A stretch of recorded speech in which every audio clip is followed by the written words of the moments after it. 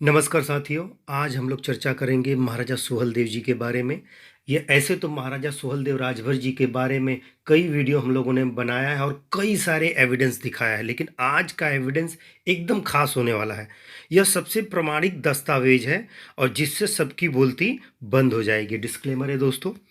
और कौन थे महाराजा सुहेलदेव, ये चर्चा किया जाता है। कई लोग बोलते हैं हमारे थे, कई लोग बोलते हैं हमारे थे, कई लोग बोलते हैं हमारे थे। और इसके अलावा आप अगर यदि देखेंगे, गजेटियर देखें या अन्य दस्तावेज देखें, तो हर जगह सुहेलदेव भर लिखा हुआ है। लेकिन बहुत सारे ऐसे लोग हैं जो भर होने के बाद भी ज़बरदस्ती कहते हैं कि नहीं, भर मतलब वो हमारे ही हैं, वो हमारी उपजाति फला जाति, पता नहीं क्या क्या बताते हैं। तो उनको भी करारा जवाब मिलने वाला है। ये पहला जो डॉक्यूमेंट आप देख रहे हैं यह सन 1944 का है और यह आज़ादी के पहले का है। आप देख सकते हैं, प्रकाशक आपको ये स्क्रीन पे दिखा देते हैं फटाफट। इसके अलावा हमने महाराजा के ऊपर कई वीडियो पास्ट में बनाया है, भूतकाल में बनाया है, लेकिन यह थोड़ा सा अनोखा वीडियो है।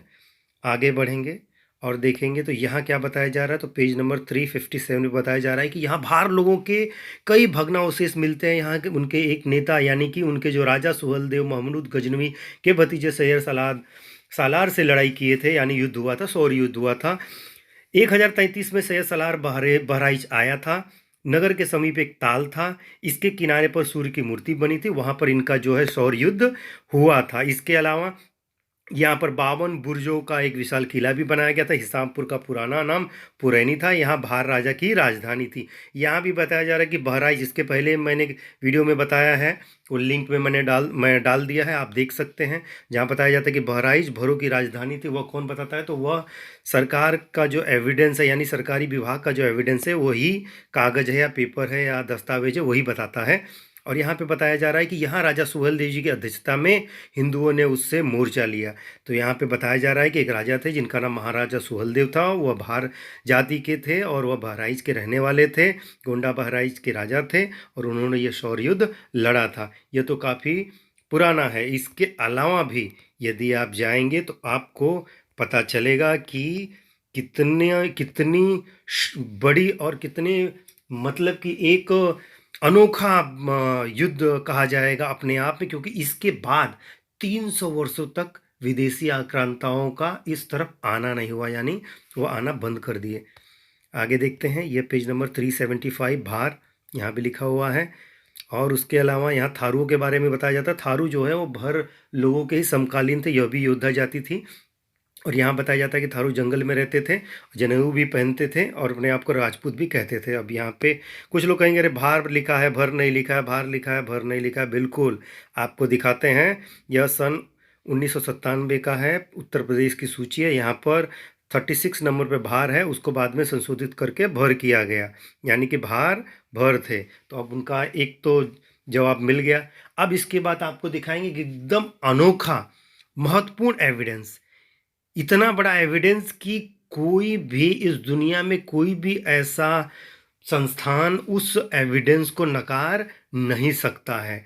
तो उसके लिए आपको धैर्य रखकर आगे देखना पड़ेगा कि मैं आपको कौन सा एविडेंस दिखाता हूं। दोस्तों, अब तक का सबसे बड़ा सबूत है दोस्तों, यहां पर केवल महाराजा सुहेलदेव लिखा है। यहां पर केवल महाराजा सुहेलदेव लिखा है। अगर ऐसा मैं दिखा दूं आपको तो कई लोग दावा करने लगे, अरे भाई ये तो हमारे, ये तो हमारे, ये तो हमारे।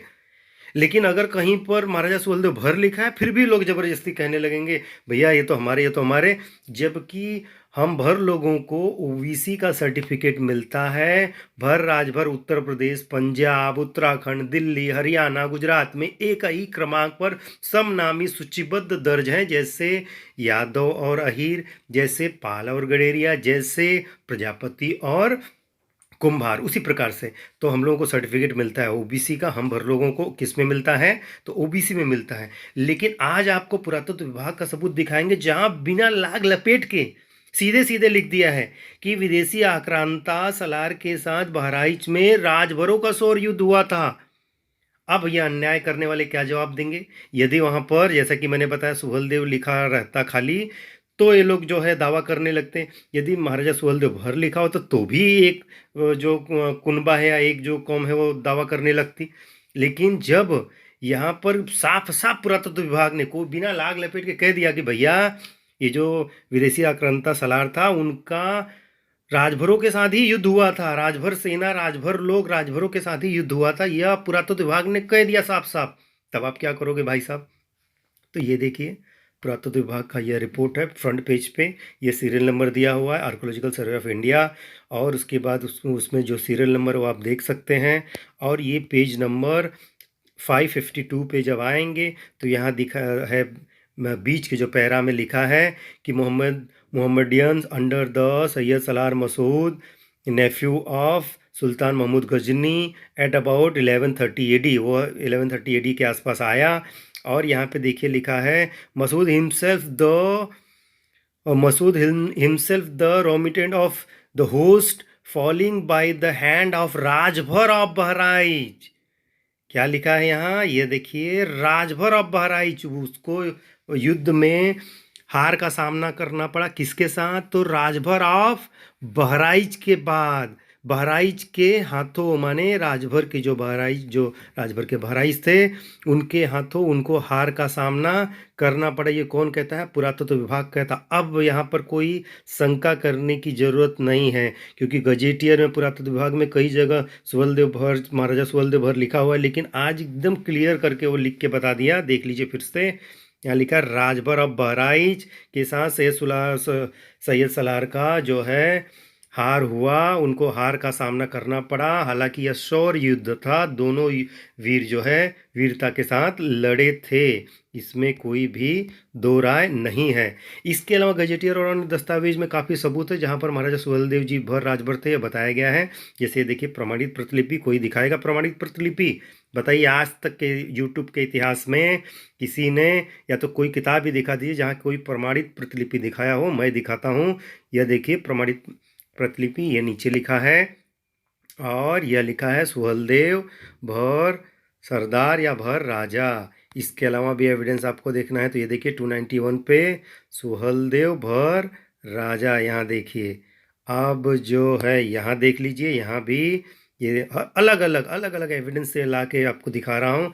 सैयद सलार सुहेलदेव देखिए भर लिखा हुआ है बहराइच में, जिन्होंने हराया सलार को।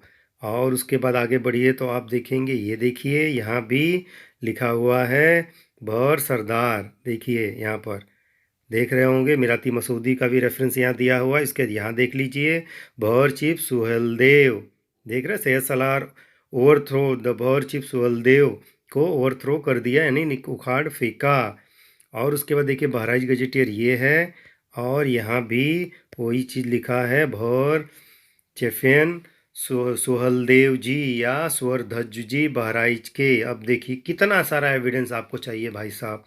इसके अलावा दास्तान अवध है, वह बर भारशियों के बारे में कितना काफ़ी कुछ लिखा है, जो मैंने अपने प्रीवियस वीडियो में बताया है। यहाँ पर लखनऊ में भरों का शासन था।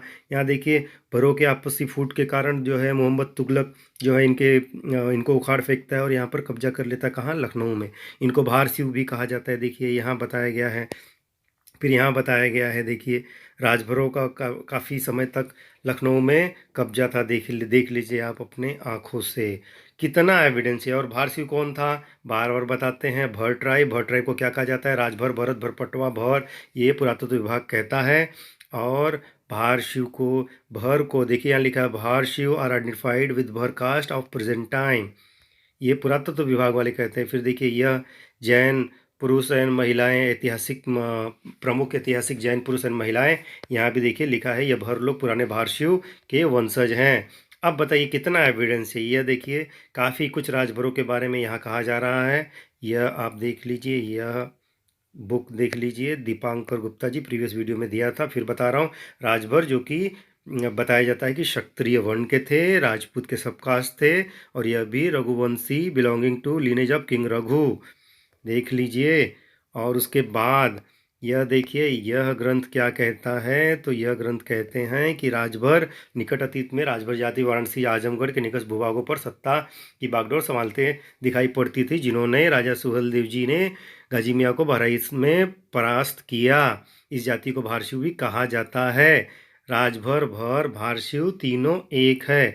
अब इसके बाद भी कोई अगर लेकिन परंतु किंतु करे तो भाई उसके विवेक पर ही प्रश्न उठ जाता है। इसके अलावा ये छोटा सा क्लिप है, जाते जाते आप लोग इसको देखिए। नमस्ते, मेरा नाम है सिद्धांत। आपके सामने जो मूर्ति है इस समय स्क्रीन पे वो राजा सुहेल देव की है। ये हम आए हुए हैं चित्तौरा नाम का जगह है ना, जगह का नाम चित्तौरा है। ये गांव है, बहराइच जिले से लगभग 8 से 10 किलोमीटर दूर है ये जगह। 7 करते करते जब महमूद गजनवी लूट कर ले गया, इस भारत की अपार संपदा को लूट कर ले गया, और तो उसका एक भांजा था मसूद। तो मसूद ने भी मामा से अपने कहा कि भाई हमको भी मिलना चाहिए हिस्सा। आपस में बंटवारे क्या थी, राजभर ठाकुर जातियां ये थी। सब ठाकुर जातियां थी। ये क्षत्रिय थे,